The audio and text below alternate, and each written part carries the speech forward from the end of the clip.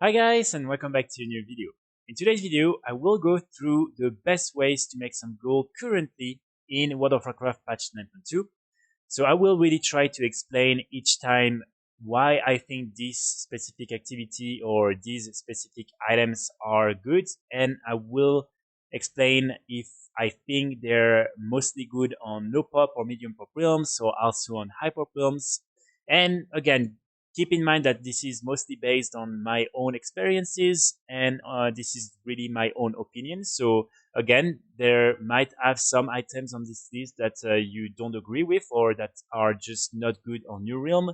But again, keep in mind that unfortunately, not everything can be good on every realm. So some activities can be very profitable on certain realms and can be unfortunately very bad on other realms, when other activities can be good on this realm and bad on the other one. So that's how it is, and I'm just going to try to summarize what I think is important to have in mind right now in World of Warcraft. So let's start with what I think is still going to be the best ways to make some gold, and probably is going to be one of the best ways until probably like the end of Shadowlands. And of course, this is the legendaries, so all the different rank 7 legendaries. So the rank 7 legendaries, of course, have been less and less interesting because more and more people are able to craft them. More and more people have already all the legendaries they need, and the prices of the materials also decreased a lot. So the just the prices in general of these legendaries, of course, decreased a lot. But on many realms, you can still make some fortunes because, for instance, here, as you can see, these different items can literally like be crafted for 10, 15k gold, and then you make each time 100k gold benefit, and they still do sell. Like, people will still buy them because if they want the legendary and they don't have a choice, they will still purchase the item. So really, trust me, this is still something that you can make gold with. I know that on many hyper realms, it's now not really interesting anymore because probably like the market is very bad. As you can see, for instance, here on this hyper realm, most of these legendaries sell for 15k gold, things like that. So of course, when it's like that, it's not going to be very profitable. But on most realms, it's still something that you can make a lot of gold with. And so, in my opinion, it's still going to be number one. I think it's not too late for people to start investing in legendaries. I will make a video later in the week or maybe next week on why I think it's not too late. And yeah, I think really best way, and that's going to be my top one. So now at number two, we're going to have something a little bit more controversial, and this is cross realm flipping. So I already made a couple of videos explaining what is cross realm flipping, but basically it's buying some items on one realm and selling them on another realm. Or you can also, for instance, craft some items on one realm and then transfer them on another realm and sell them there. So really right now, this is one of the best thing you can do. I know that for many people, it's not very like good and everything. And I can agree on some aspects. But unfortunately, this is really something that can benefit a lot of people. So whether you are, for instance, buying a lot of like cheap materials from Russian realms that you can find at like probably like 90% off compared to like even high pop realms on European or US realms, or if you're just like crafting some legendaries on one of your realm and then selling them on low pop realms or other realms where they can still sell for like up to 100k gold each, you will make a lot of gold. I personally made, for instance, 70 million in 1 month doing this type of things. And yeah, this is really something that you can make a lot of gold with. So this is there. It's not against TOS.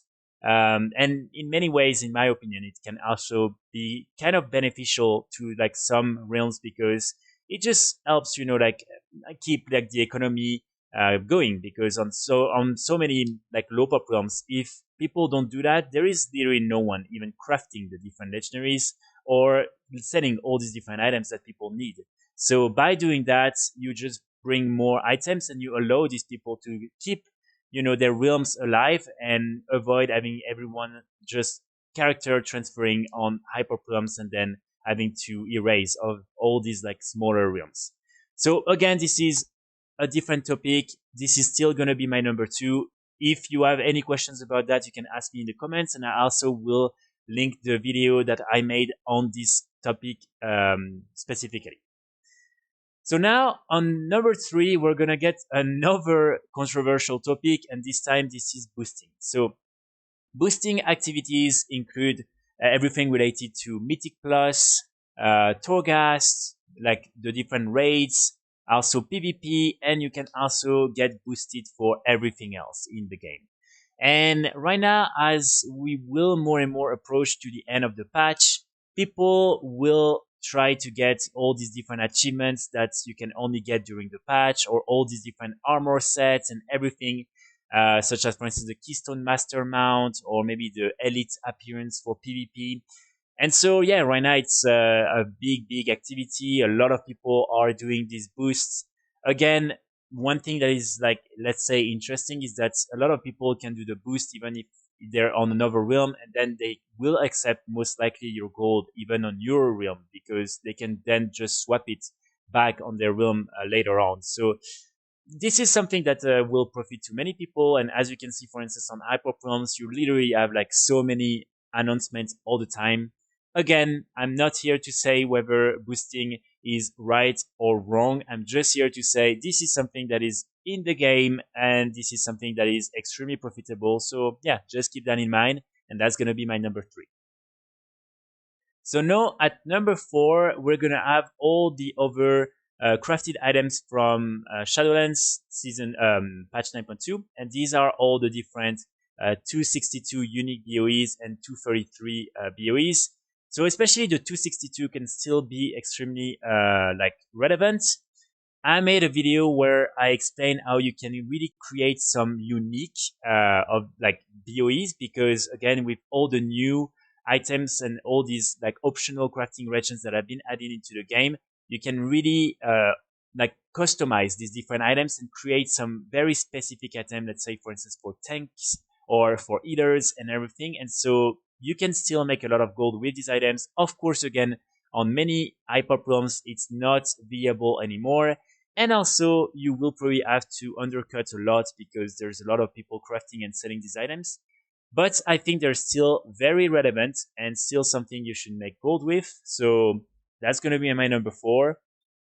So now at number 5, we're going to have all the different materials that you can craft. So for instance, all these like Shadowghast ingot, like all the heavy, there's like leather, all these enchanted items. So all these different items are very easy to sell, and you can easily just like buy even the different materials from the auction house and then craft these items and sell them back on the auction house. So very easy to make some gold with these items. On most realms, you will be able to make some profit. Maybe again on hyper realms, it's going to be a little bit more tricky because there's just so many people crafting these items that there is like too much items up on the auction house and not enough demand. So I think on hyper realms, it's a little bit more tricky. But on most realms, you should be able to make some gold. And you have also, of course, like all the different like items that you can craft, such as the consumables. I'm thinking, for instance, about all these different potions. The Spectral Flask of Power is one of the best. Then you also have like all these other food potions and like food buffs and all these different items that you can craft. So I would say that overall, this is still going to be something you can make some gold with, even if it's not going to be the best way, but it's a nice addition and a more steady way of making gold, for sure. So after that, at number 6, we're gonna have actually just the farm of all the like base materials. So again, whether it's the ones from like Zereth Mortis or from before, you should be able to make some gold with all these different items. Again, on hyper realms or like certain realms, it might be a little bit more tricky because there is just too many items up on the auction house. But I'm sure you will still be able to make some gold. Especially, I think right now, some of the best items are all the different ores. So these ones are really interesting. The leather has been a little bit like less interesting because it's easier to get. So I would not recommend to spend too much time on the leather. But yeah, I would say you can still make quite a lot of gold. And of course, also all the cloth items can still be interesting. But yeah, so that's going to be it for the number 6. Still something interesting that you can do and that is pretty easy to do. At number 7, I'm gonna have two items that I think are very interesting when you flip them. So it's gonna be the varruth guillotine, this weapon. I talked a lot about this weapon. Whether it's on high pop realms, low pop realms, or medium pop realms, I've been flipping tons of these weapons and I've been making sometimes for up to like 200k gold benefits. So really they still sell. As you can see, the sell rate is still very good. As you can see, for instance, here on like my realm, I on average almost made 100k gold each time when I sold it back. So really easy to make a lot of gold. Then the other item that I would recommend you to keep an eye on is the strange goop. Same with the strange goop. On most realms, I've been able to sell them back for sometimes up to like 250, 300k gold benefits. So really that can be extremely, extremely good. And I know that on some realms, it starts to be a little more tricky because like a lot of people are farming them. But what I would recommend you to do is just to buy a lot of them and then just hold on to them because they will increase after the end of this expansion in the next expansion. So you will still be able to sell them. For instance, if on a realm they're at like 50k or something like that, definitely, in my opinion, you should invest in them. If you want to know how to like actually hold on to like many of them because they're unique, you can either put them in your like guild bank or you can each time put them at the auction house and then you can get another one, post it on the auction house again and again and again. So this is how you can get all these items without having any issues in keeping all of them. So now at number 8, we're again going to talk about some items that you can flip. And this time, this is going to be like, I'm going to talk about all the different cosmetics from Shadowlands, from the patch 9.2.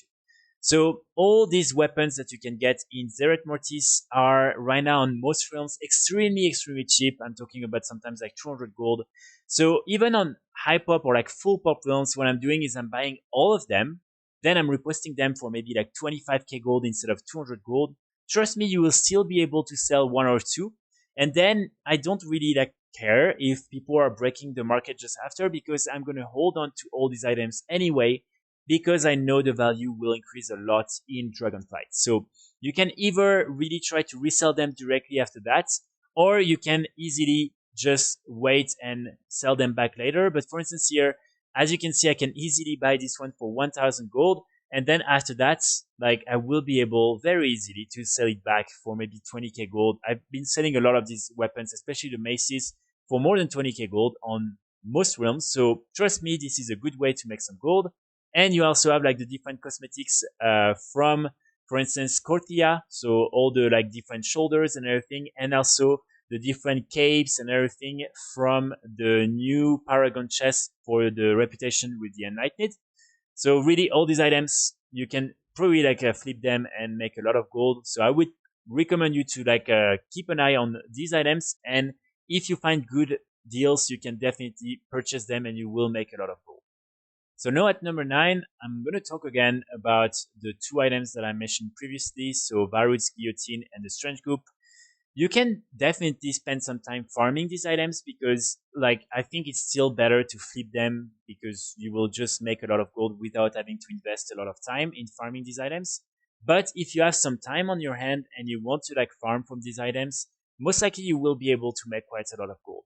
The only thing you want to make sure is that the prices are interesting enough on your realm because probably like especially for the strange goop you will have to invest a little bit of time, a couple of hours if not more. And for varruth guillotine it's probably going to be the same. It's really RNG, so really just a matter of luck. But probably you will also have to spend a couple of hours before getting one of these weapons. So just make sure that you will be able to sell it for maybe 300k gold, 200k gold, and then you can like start farming these items. But otherwise it might be a little bit tricky. I also just released the video yesterday explaining how you can make some extra gold with the strange goop. So I would let you watch the video, but yeah, you can definitely also make some extra gold when farming the strange goop. Now at number 10, we're going to have two other categories of items. So the first one is going to be the two, like the glyph. So I already made a video about these different glyphs. You have the spectral vulpine and the spectral lupine. So these glyphs still sell for quite a lot of gold on most realms and you can really like easily craft them. So you can still make quite a lot of gold with these different items. And of course you have other glyphs, but these are the two that are from Shadowlands and that are currently selling really, really well. And then after that, you have all the different marks. So these are like some like marks that you can craft, and then druids can use them in order to change the appearance of their like tribal form. So really, you have like all the ones from Shadowlands that can really sell for still like for most of them like up to like 5k, 6k gold when they really cost nothing to craft, and they're pretty easy to get. Like the crafting recipe is pretty easy to get. So I would recommend you to like try to do it if you have inscription or if you have like tailoring and everything. But yeah, in my opinion, really something that you can do pretty easily and that you can make quite a lot of gold with. So yeah, I would check that if I were you. Now at number 11, we're gonna get all the different mage tower like items. So it includes, for instance, all the different gladiator sets that you can craft from Mist of Pandaria. You also have like all these different items like the consumables, such as the different drums, and you have like all the different gems. All these items, the items like enchants and everything. So all these items can like sell for a little bit of gold. I would really not say that this is like the best way to make some gold, so that's why I'm putting them only at number 11. But I think it's still like a nice addition to probably like all the different things you're selling on the auction house. And as now the mage tower is permanent, it's still gonna remain like kind of steady way of making gold. So definitely check if you can maybe craft some of these items. I made a full guide on all the different items you can craft from the Mage Tower. I invite you to watch this guide. But yeah, just check if you can craft some of these items, and most likely you will be able to make some like gold with all these different items. And finally, I'm gonna add all the different old content, like transmog mounts and like consumables. So everything from old contents, farms, especially like I made some recent videos on, for instance, like some really cool weapons that you can sell, transmog weapons, some really cool sets and everything. Also, there is still a lot of mounts that you can farm and that will still sell for a lot of gold. I'm talking about for some of them for more than like, 400k gold or even more. So you can still also, try to complement all the different activities you're doing with these different items. And even if I know that for many of you, like you don't believe in the fact that some transmog items and everything can sell, I can tell you it's not the case. Like they still sell. You just need to have again a huge variety in order to like sell some of them. And again, you just need to be patient. So if that's not the case for you, it's okay. You can find many other ways to make some gold in World of Warcraft. But yeah, trust me, you will be able to make some additional gold with transmog and mounts. So that's going to be pretty much it for today's video. I know that probably a lot of these items on my list are not things you will agree with, and it's completely like normal, and I'm not mad about that. That's my personal reflection on how currently people are making a lot of gold in World of Warcraft. I'm maybe forgetting a couple of things, so if you think of anything I've missed, please post like a comment in the comment section, and I will flag your like comments. But yeah, I will be back very soon with more videos, and hopefully all these different guys will help you make some gold. And I wish you all also a very good start of the weekend. See you!